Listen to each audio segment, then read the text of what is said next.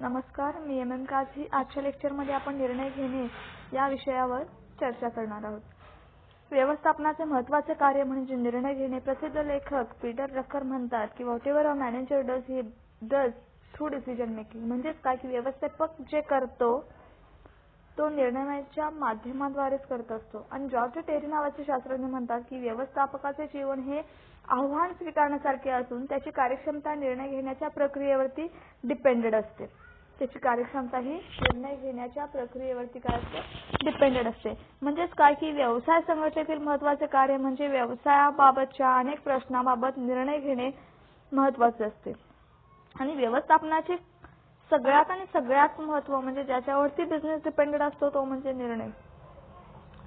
नियोजन, संघटन, कर्मचाऱ्यांची निवड, निर्देशन, नियंत्रण हे सगळ्या गोष्टी कशामध्ये येतात? व्यवस्थापनाच्या निर्णय प्रक्रियेचे स्थान चांगले असल्यामुळे ह्या सगळ्या गोष्टी या निर्णयावरती डिपेंडेड आहेत. कोणत्या गोष्टी निर्णयावरती डिपेंडेड आहेत? तर नियोजन, संघटन, कर्मचाऱ्यांची निवड आणि निर्देशन हे सगळ्या गोष्टी काय आहे की निर्णयावरती डिपेंडेड आहेत.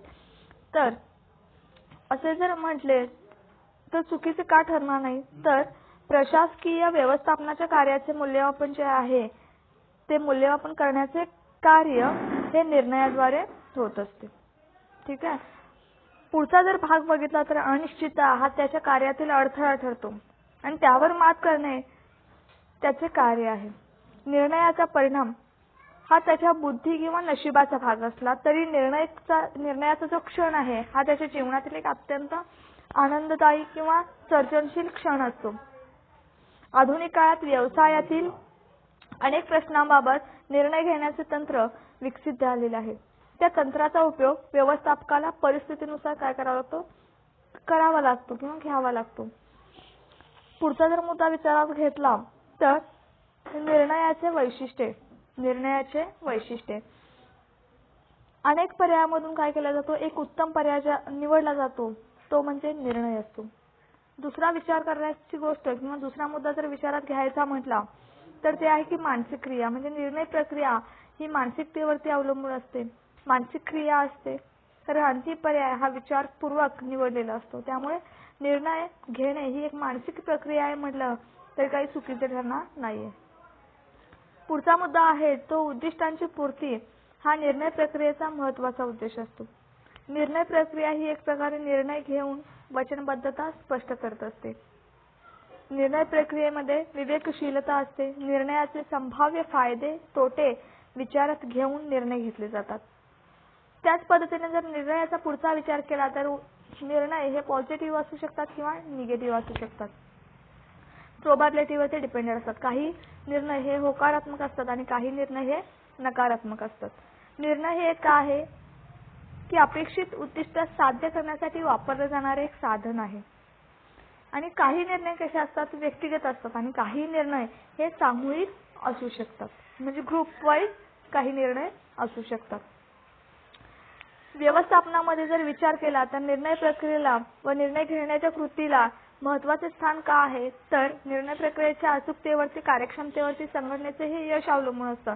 आणि चुकीचे व वेळेवर न घेतलेले जे निर्णय आहेत हे विपरीत परिणाम आपल्या व्यवसायावरती करत असतात. त्यामुळे निर्णय ही गोष्ट खूप महत्त्वाची ठरते. जर संघटनेचा विचार केला की संघटनेत अचूक आणि योग्य वेळेवरती निर्णय घेतल्यास व्यवसायातील नफ्याचे प्रमाण वाढते. शरीरातील हृदयांच्या सारखे व्यवस्थापनात निर्णयाला काय महत्त्व आहे? निर्णयाची अंमलबजावणी करताना कर्मचाऱ्यांचे हार्दिक सहकार्य मिळणे आवश्यक असतं. ठीक आहे. तर निर्णय प्रक्रियेचे स्वरूप काय आहेत ते आपण बघूयात. पहिला मुद्दा आहे की सातत्याने बौद्धिक प्रक्रिया. त्याला आपण कंटिन्युटी अँड इंटेलिजन्स किंवा इंटेलेक्च्युअल प्रोसेस असं म्हणतो. निर्णय घेणे ही एक बौद्धिक प्रक्रिया आहे कारण प्रत्येक निर्णय भूतकाळातील अनुभवावरती आधारित असून त्याचा संबंध भविष्यकाळातील अनेक घटनांशी येतो. कोणत्याही प्रश्नाबाबत निर्णय घेताना भूतकाळ, वर्तमान काळ आणि भविष्यकाळातील निर्णयात परस्पर संबंध असतो. या संबंधालाच निर्णयातील सातत्य असं म्हटलं जातं. पुढचा मुद्दा आहे तो वचनबद्धतेची संकल्पना. व्यवस्थापकाने कोणताही निर्णय घेताना गडबड किंवा घाई अजिबात करू नये किंवा परिस्थितीशी न जुळणारा निर्णय तर घेऊच नये. एखादा निर्णय घेतल्यावर त्याची अंमलबजावणी करण्याची जबाबदारी व्यवस्थापकाला स्वीकारावी लागते. तसेच घेतलेल्या निर्णयाची अंमलबजावणी विशिष्ट वेळेतच करावी लागते आणि घेतलेल्या निर्णयाची अंमलबजावणी केल्यास व्यवसाय संस्थेला काय होतं की एक चांगल्या प्रकारचं स्थैर्य प्राप्त होतं आणि त्यामुळे वचनबद्धतेची संकल्पना किंवा ही कन्सेप्ट खूप उपयोगी ठरते निर्णयामध्ये. पुढचा मुद्दा आहे की इव्हॅल्युएशन, ज्याला आपण मूल्यांकन असं म्हणतो. कारण की एखाद्या प्रश्नाबाबत निर्णय घेतल्यानंतर त्याबाबत मूल्यांकन करणं आवश्यक असतं. कारण अनेक पर्याय उपलब्ध असताना व्यवस्थापकाने केलेली निवड योग्य होती काय याबाबत मूल्यांकन करता येते आणि ज्या कारणासाठी किंवा उद्देशासाठी निर्णय घेण्यात आला तो हेतू किती प्रमाणात सफल झाला हे ठरवता येते. पुढचा जो मुद्दा आहे की विवेकपूर्णता, ज्याला आपण रॅशनॅलिटी असं म्हणतो.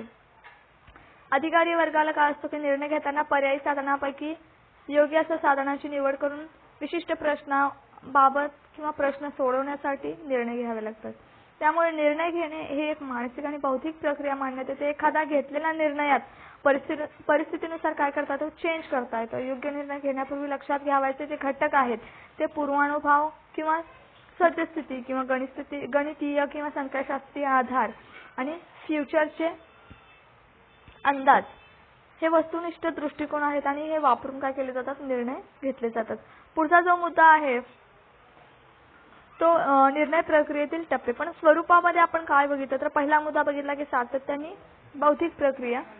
दुसरा मुद्दा जो बघितला तो वचनबद्धतेची संकल्पना. तिसरा मुद्दा जो बघितला तो मूल्यांकनाचा बघितला.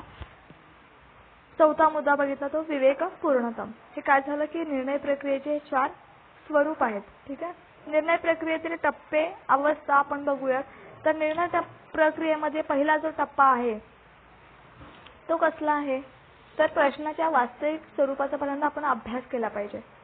वैद्यकशास्त्रात कसे रोगाचं निदान केलं जातं ज्याला डायग्नोसिस असं आपण म्हणतो, तसंच या निर्णयाला सुद्धा काय आहे की एक वैद्यकीय शास्त्रानुसार वैद्यकीय शास्त्रामध्ये जसं रोगाचं निदान केलं जातं तसं निदान ह्या निर्णयाचं करणं महत्त्वाचं आहे. कारण रोग निदान अचूक झालं असतं त्याबाबत कोणत्या प्रकारची औषधी द्यावी हे डॉक्टरांना समजते. त्यावेळी परिणामकारक उपाययोजना आपल्याला करता येतात.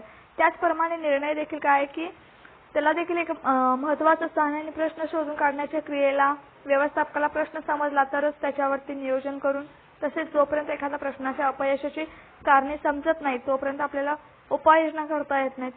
त्यासाठी बारकाईने विश्लेषण म्हणून त्यामागचे कारण मीमांसा किंवा त्या पाठीमागचं कारण शोधून त्याच्यावरती शोध घेणं ही बाब खूप महत्त्वाची ठरते. पुढचा जर विचार केला तो प्रश्नांचे विश्लेषण.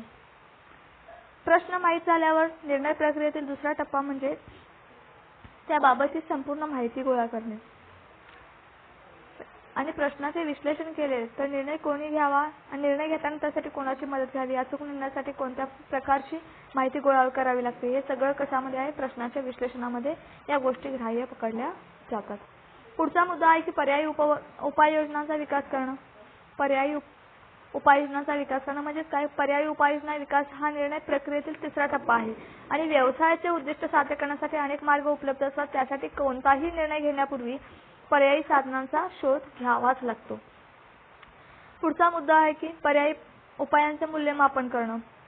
पर्यायी उपायांचे मूल्यमापन म्हणजे काय की पर्यायी उपायांचे मूल्यमापन हा निर्णय प्रक्रियेतील चौथा टप्पा जरी असला तरी प्रश्नाची सोडवणूक करण्यासाठी अनेक पर्याय असतात आणि त्यापैकी आवश्यक म्हणजे पर्यायाचे मूल्यमापन व्यवस्थापकाला चांगल्या पद्धतीने करावे लागते. म्हणजे काय की अनुभवी विश्लेषकाची मदत घेतल्यास बऱ्याच अडचणी कमी होतात. मग पर्यायी निवड करताना त्यासाठी लागणारे भांडवल, गुंतवणूक किंवा त्यापासून होणारे फायदे, कामगार वर्गावरती होणारे परिणाम हे घटक देखील आपल्याला काय करावे लागतात, लक्षात घ्यावे लागतात. पुढचा मुद्दा आहे की सर्वोत्कृष्ट पर्यायाची आपल्याला निवड करावी लागते. सर्वोत्कृष्ट पर्यायाची निवड करावी लागते. पुढचा जो मुद्दा आहे तो निर्णयाचे परिणामकारक कृतीत रूपांतर करावे. फक्त निर्णय घेऊन आपल्याला थांबायचं नाही तर त्याचा कृतीमध्ये किंवा त्याचे इम्प्लिमेंटेशन होणं खूप गरजेचं आहे. आणि लास्ट मुद्दा जो आहे तो निर्णयाच्या परिणामांचे मूल्यमापन म्हणजे आपण घेतलेला निर्णय हा किती पॉझिटिव्हली इम्पॅक्ट आपल्या ऑर्गनायझेशनवरती झाला, निगेटिव्ह काय इम्पॅक्ट झाला या सगळ्यांचा आपल्याला रिसर्च करता आला पाहिजे किंवा सगळे बाबी आपल्याला शोधून काढता आल्या पाहिजे. हेच यांनी काय सांगितलेलं आहे की या निर्णय प्रक्रियेतील टप्प्यामध्ये सांगितलेले आहेत. पुढच्या लेक्चरमध्ये आपण निर्णय प्रक्रियेतील जे टप्पे आहेत ते पूर्णपणे सविस्तरपणे अभ्यासूयात आणि त्याची चांगल्या पद्धतीने मी तुम्हाला माहिती देत जाईन. आजच्या लेक्चरला आपण तुर्तास इथे थांबूया. नेक्स्ट लेक्चरमध्ये निर्णय प्रक्रियेतील टप्पे याच्यावरती पूर्णपणे विश्लेषित असा अभ्यास करूया. ठीक आहे. थँक्यू.